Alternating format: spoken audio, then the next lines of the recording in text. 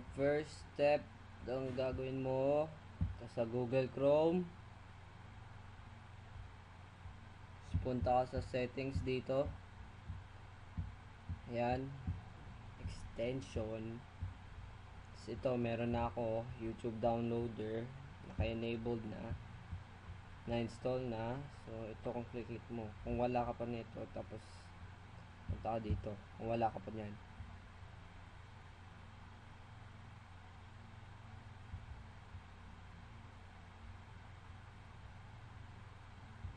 Dito i-search mo YouTube downloader, enter, tayin mo lang, tapos labas din yan.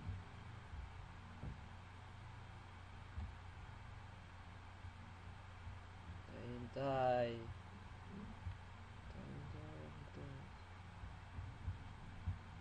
Hindi siya. Woo! Hina. Grabe. Hoy. Hoy. Hina naman. Tapos ito, makikita mo to, itong i-add mo. Ka-add mo niyan, ma-install siya, tapos restart mo lang, close, tsaka open.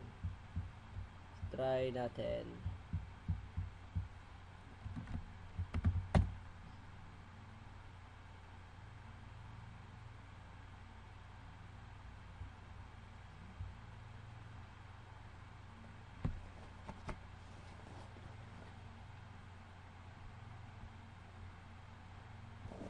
So ayan, nakita mo na, download button, drop down, MP4, 1080p, MP4 HD with 720p, FLV, MP4, FLV, or MP3. MP3, pang sounds lang yan, ito pang video lahat yan.